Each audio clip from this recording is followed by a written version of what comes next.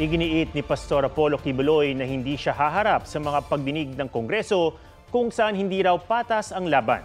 Sinabi ni Kibuloy kasunod ng pag-cite in contempt sa kanya ng Senado at sa gitna ng mga pagdinig ng Kamara sa prangkisa ng SMNI. May report si Mav Gonzalez. Nagpadala na ng sulat si Kingdom of Jesus Christ founder Pastor Apollo Kibuloy.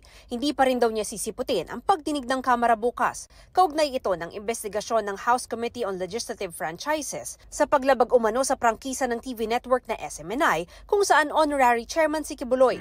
Ayon kay Deputy Speaker at Quezon Representative JJ Suarez, importante ang pagdalo ni Kibuloy sa pagdinig dahil naniniwala silang makakatulong ito sa pagpapasya ng komite. Alam mo itong SMNI, tuwing lumalabas po sila, ang parati nilang ipinagmamalaki yung katotohanan, yung tama.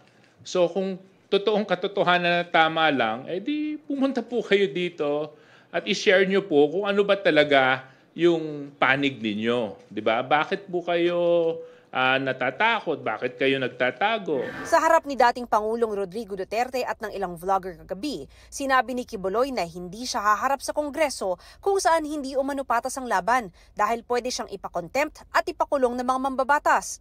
Hamon ni Kibuloy sa mga mambabatas, magdebate sila kahit anong issue pero sa labas ng Kongreso.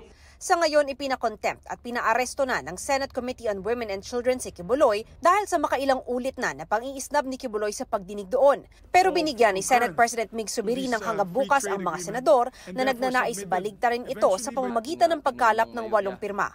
Sa ngayon, 4 pa lang ang nakapirma. Kahit kaibigan natin, kahit naging mabait sa pamilya natin, kapag ka ang akusasyon sa kanya ay panggagahasa, pang-aabuso pa sa bata, panlilinlang, at kung ano-ano pa. Hindi ba ang tamang dapat nating gawin bilang Senado ay paharapin yung taong yon sa komite? Tingin ko ang sagot po doon ay oo. Ang akusasyon po laban kay Pastor ay nasa bakuran na ng kagawaran ng hustisya na kanilang isilasampa sa naaayong korte. Hindi na po magkakaroon ng saysay ang ating pagdinig sapagkat nasa kamay na po ito ng hudikatura. Mav Gonzalez nagbabalita para sa GMA Integrated News. Mga kapuso, alamin ang State of the Nation. Mag-subscribe sa GMA Integrated News sa YouTube.